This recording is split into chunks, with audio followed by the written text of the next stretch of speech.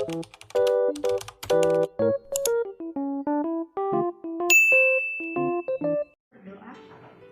sungguh kami mengucap syukur Tuhan atas segala berkat-Mu. Dan pada hari ini Tuhan kami mau mendengarkan firman-Mu. Berkati Tuhan jemaat-Mu yang mau mendengarkan, berilah hikmat kebijaksanaan. Dan begitu juga hamba-Mu yang akan menyampaikan firman-Mu. Berikan juga Tuhan hikmat kebijaksanaan, sehingga apa yang keluar dari mulut hamba-Mu ini menjadi bekal dan berkat bagi orang-orang yang mendengarkan. Terima kasih Tuhan. Amin.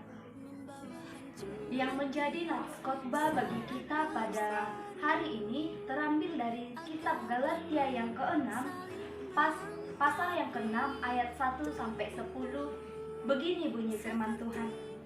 Saling membantulah kamu. Saudara-saudara, kalaupun seorang kedapatan melakukan suatu pelanggaran, maka kamu yang rohani harus memimpin orang itu ke jalan yang benar dalam roh lemah lembut, sambil menjaga dirimu sendiri supaya kamu juga jangan kena pencobaan. Bertolong-tolonglah menanggung bebanmu. Demikianlah kamu memenuhi hukum Kristus. Sebab kalau seorang menyangka bahwa ia berarti, padahal ia sama sekali tidak berarti, ia menipu dirinya sendiri. Baiklah tiap-tiap orang memuji pekerjaannya sendiri, maka ia boleh bermegah, melihat keadaannya sendiri dan bukan melihat keadaan orang lain. Sebab tiap-tiap orang akan memikul tanggungannya sendiri.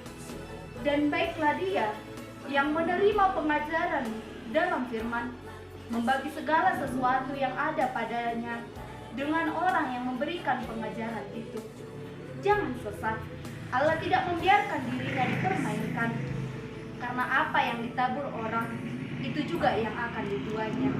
Sebab barang siapa menabur dalam dagingnya, ia akan menuai kebinasaan dari dagingnya.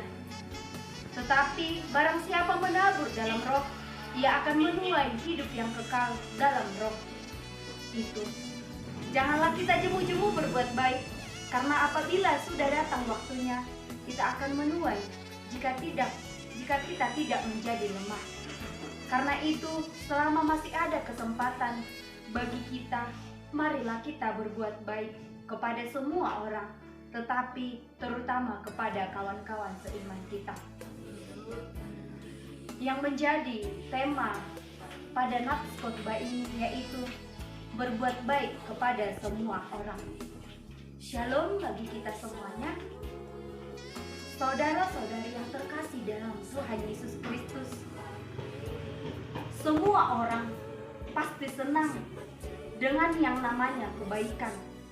Menjadi orang baik, berbuat kebaikan, bertingkah laku yang baik, menerima kebaikan adalah dambaan setiap orang. Sekaligus itu pertanda menjadi seorang pengikut Kristus. Namun, benarkah kita semua sudah masing-masing pengikut Kristus? Jawabannya ada pada diri kita masing-masing. Menjadi pengikut Kristus, apakah kita sudah sungguh-sungguh berbuat yang baik? Apakah kita sudah benar-benar melakukan yang terbaik? Kita boleh merenung dalam hati kita masing-masing dan menanyakan pada diri kita masing-masing, apakah kita ini sudah benar-benar melakukan yang baik? Sebab orang yang melakukan kebaikan adalah mencerminkan gaya hidup Kristus. Karena Kristus, ia selalu melakukan yang terbaik dan selalu berbuat baik. Jemaat Tuhan yang terkasih di dalam Tuhan Yesus Kristus, hidup orang yang percaya ialah hidup yang membawa kesejahteraan bagi dunia ini. Ia tidak melakukan atau tidak meminta syarat untuk melakukan kebaikan. Tidak ada ketentuan kepada siapa aku akan berbuat baik. Tidak ada ketentuan aku harus berbuat baik kepada dia, aku harus menolong dia. Tidak ada ketentuan untuk melakukan yang terbaik. Artinya, kita melakukan kebaikan kepada semua orang. Maka orang yang mengalami anugerah dari Tuhan akan menemukan alasan demi alasan untuk melakukan dan terus mengasihi, dapat melayani, dapat mengampuni, dan dapat memaafkan. Hidup yang berbuat baik adalah panggilan kita dan sebuah kewajiban kita sebagai orang yang dikasihi Tuhan, sebagai orang yang percaya kepada Tuhan. Jemaat Tuhan yang dikasihi oleh Tuhan Yesus Kristus. Teks khotbah ini mengingatkan kita bagaimana situasi jemaat di Galatia pada saat penulisan ini dituliskan oleh Rasul Paulus. Di sana Rasul Paulus melihat bagaimana jemaat di Galatia yang tersesat dengan adanya penyusupan ajaran-ajaran sesat. Banyak ajaran-ajaran palsu, banyak ajaran-ajaran yang tidak berdiri dalam sesungguhnya menyembah Yesus Kristus. Di tengah-tengah jemaat di Galatia, banyak tantangan, banyak konflik. Mereka saat itu dalam situasi yang bingung mau pilih yang mana. Bahkan sudah banyak jemaat yang berbalik pada pengajaran-pengajaran yang sesungguhnya. Sikap yang menunjukkan kesombongan juga muncul di dalam jemaat di Galatia. Di sana terjadi itu karena persekutuan jemaat di Galatia tidak sehat lagi. Dalam situasi yang demikian, Paulus datang untuk menuntun jemaat di Galatia supaya saling menopang dan membuktikan kasih yang sesungguhnya, yaitu perbuatan baik. Saudara-saudari yang terkasih di dalam Tuhan Yesus Kristus, hidup pasti banyak tantangan, pasti banyak cobaan. Tetapi dalam melakukan kebaikan itu termasuk tantangan hidup. Mengapa? Karena berbuat baik adalah sebuah perkara yang mudah, bukanlah perkara yang mudah. Sebab butuh komitmen untuk melakukan kesetiaan, untuk melakukan kebaikan. Perbuatan baik bukan hanya untuk sesama saja, namun harus selalu berkesinambungan. Baik itu bukan hanya untuk sesama saja, tetapi untuk semua orang. Walau mungkin dalam perlakuan baik kita dibenci, kita dihindari, dianggap kita cari muka. Tetapi kalau berbuat baik, kita harus butuh komitmen. Yang namanya berbuat baik harus dilakukan, harus memiliki sebuah motto. Sekali aku berbuat baik, maka harus tetap melakukan kebaikan. Jemaat Tuhan, lewat konteks khotbah ini kita diajak atau merenung di dalam kehidupan kita. Yang pertama yang perlu diingatkan pada kita yaitu saling mengingatkan dalam kasih. Saudara-saudari yang terkasih di dalam Tuhan Yesus Kristus, pertumbuhan iman kita pasti ada begitu banyak tantangan yang kita hadapi, dan tak jarang kita melihat apa saja orang yang lemah dan jatuh dalam dosa. Ketika saudara-saudari berjumpa dengan orang yang jatuh dalam dosa, ketika saudara berjumpa dengan orang yang terpuruk di dalam keberdosaannya, bagaimana reaksi kita sebagai orang yang percaya kepada Tuhan? Apakah kita mengingatkannya, menegurnya dalam kasih, atau justru menyalahkannya, atau menghinanya, atau menghakiminya, atau membiarkannya semakin terpuruk di dalam dosa itu? Begitu banyak orang yang memilih untuk menyalahkan, tentu. Namun dalam nats ini Paulus mengatakan bahwa sebagai orang yang lebih rohani, sebagai orang-orang yang percaya kepada Tuhan Yesus Kristus, marilah kita mengingatkan di dalam kasih. Kiranya setiap orang yang sudah lebih baik kerohaniannya memimpin orang yang kurang kerohaniannya, memimpin mereka ke jalan yang benar dalam roh lemah lembut, sambil menjaga dirinya supaya tidak terjatuh dalam dosa, seperti di konteks ayat 1 tersebut. Yang kedua dikatakan saling bertolong-tolong dalam menanggung beban. Jemaat Tuhan, hal ini menjadi penegasan Paulus pada ayat yang kedua. Dikatakan di sana, bertolong-tolonglah dalam menanggung bebanmu, demikian kamu memenuhi hukum Kristus. Walau kita sebagai orang yang memiliki beban yang berbeda-beda, namun ketika beban itu dibagi sesama dengan cara saling bertolong-tolongan, maka beban itu akan terasa lebih ringan. Perilaku yang mau saling bertolong-tolongan adalah cara untuk memenuhi hukum Kristus, yaitu hukum kasih.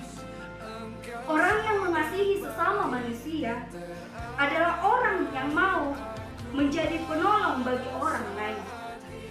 Kalau seseorang mau melakukannya, maka di sana akan tampak jelas bahwa sesungguhnya hidupnya penuh dengan arti. Yang ketiga yaitu saling berbuat baik dan berbagi dengan orang lain. Saudara-saudari yang terkasih di dalam nama Tuhan Yesus Kristus, dalam konteks ini Paulus di sini mengingatkan lewat ayat yang ke-6, dan baiklah dia yang menerima pengajaran firman membagi segala sesuatu yang ada padanya dengan apa yang memberikan pengajaran itu. Jemaat Tuhan, seseorang yang menerima pengajaran mengenai firman Tuhan, baiklah itu berbagi kepada orang lain, sehingga orang lain juga bisa melihat berkat yang diberikan Tuhan kepadanya. Lewat dia berbagi pengajaran itu, orang tersebut akan ikut terberkati.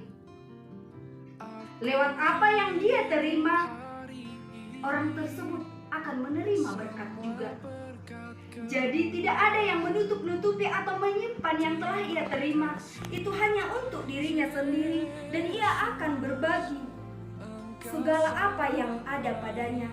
Dan orang yang memberikan pengajaran itu, dan ia akan berbagi bagi orang yang rindu dan haus akan firman Tuhan. Ini tentunya kita lakukan bersama sebagai bukti, sebagai orang yang telah rindu dan telah melakukan kebaikan. Dari nats khotbah ini yang menjadi refleksi bagi kita semua, yaitu jemaat yang terkasih di dalam Tuhan Yesus Kristus, mengajak kita untuk tetap berperilaku yang baik, karena perilaku yang baik menunjukkan kita hidup di dalam Kristus.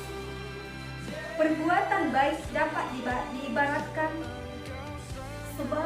seperti jarum jam atau baterai jam, di mana pada ilustrasi ini yaitu pada waktu kita memasukkan sebuah baterai ke dalam sebuah jam dinding, maka jam dinding tersebut akan mulai bekerja, menjalankan tugasnya. Detik demi detik, jam dinding itu mulai bekerja. Menit demi menit, jam demi jam, ia akan terus bekerja dan terus bekerja sampai baterai itu habis. Dihargai orang atau tidak dihargai, ia tetap berputar. Walau tak seorang pun mengucapkan terima kasih, ia tetap bekerja dan tetap berbuat baik. Berbuat baik adalah sebuah kesempatan. Tetapi sayangnya, beberapa orang tidak mau berbuat baik. Bisa dikarenakan terlalu sering dikecewakan. Apalagi ketika perbuatan baik yang dilakukannya itu seringkali tidak mendapatkan respon atau balasan yang diharapkannya. Kita pun mulai merasa bosan dalam melakukan kebaikan. Mulai berpikir 1000 kali untuk berbuat baik, dan akhirnya kita berhenti melakukan kebaikan. Pertanyaannya, apakah lantas kita memilih untuk tidak berbuat baik kepada orang lain? Tentu jawabannya adalah tidak. Kita harusnya terus berbuat baik. Kita diciptakan Allah untuk terus berbuat baik. Firman Tuhan di dalam Efesus 2 ayat 10 dikatakan, barang siapa berbuat baik, ia berasal dari Allah. Tetapi barang siapa berbuat jahat, ia tidak pernah melihat Allah. Dalam Yohanes 3 Yohanes 1 ayat 11b dikatakan, kita berbuat baik agar orang lain yang melihat perbuatan baik kita dapat memuliakan Bapa yang di surga.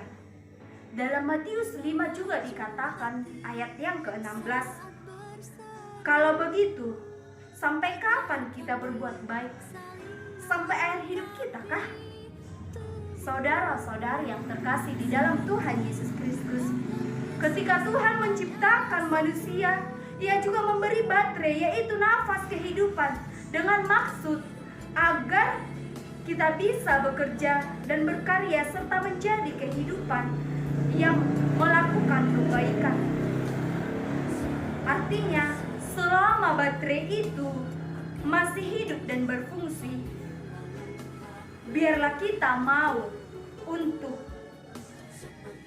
terus melakukan hal-hal yang baik dan berguna bagi sesama tanpa memusingkan diri terhadap pujian dan penghargaan dari manusia.